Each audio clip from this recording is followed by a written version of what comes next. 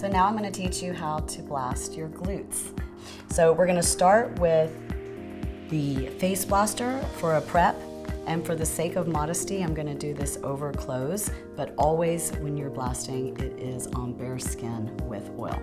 So we're just going to start around to the back, and we're going to start prepping the tissue along the sacroiliac joint, which is excellent for so many things.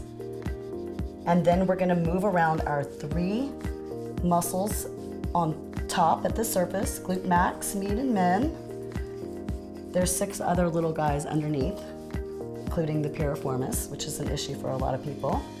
So again, you want to do this until you get red, and we're just working the surface layer of tissue. Then we're going to move on around and get right into that TFL.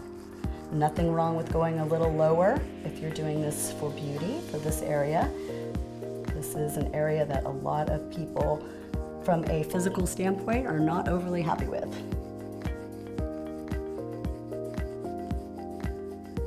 And then, of course, the all-important glute hammy tie-in. We're going to use the Master Blaster, and you're just going to come in and work where your hamstring and your glutes meet. I went ahead and included this in the glute tutorial because this is part of what shapes the glutes. Okay, once we get the tissue warm, we're going to go back and repeat that same process using the Mini 2. Great and easy to single hand those, and we want the larger claws to get more into the muscle tissue. So again, we're going to start at the SI joint.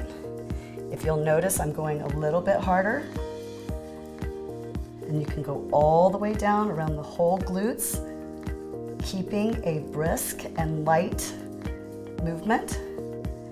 You can press down as hard as you want, as long as your tissue is allowing for it. We don't want to push through pain. Okay, whole glutes, everybody. Then on to the TFL, which is what becomes our IT band, so feel free to add that to your glute program if you like. Then once we're done, if you found any area that had either a fascial distortion that could present as cellulite or an area of pain or sensitivity, that's when we're going to go back and use the nugget on either the Mini 1 or the Mini 2. I personally like the Mini 1 for this. A little easier to reach around the back there. And we're just going to do poke and wiggle wiggle anywhere we experienced a trigger.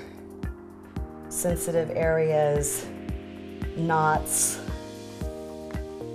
Now, I know one of the things we hear a lot is about piriformis, okay? So those attachments come across the glutes. You can go right for them. And I am pushing into the glute tissue. Remember, the nugget is great, such as going along the back side of the TFL.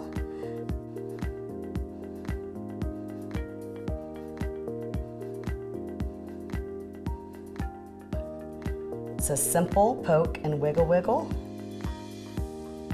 and you should have a slight discomfort sensation if you are working on something that has some type of myofascial issue.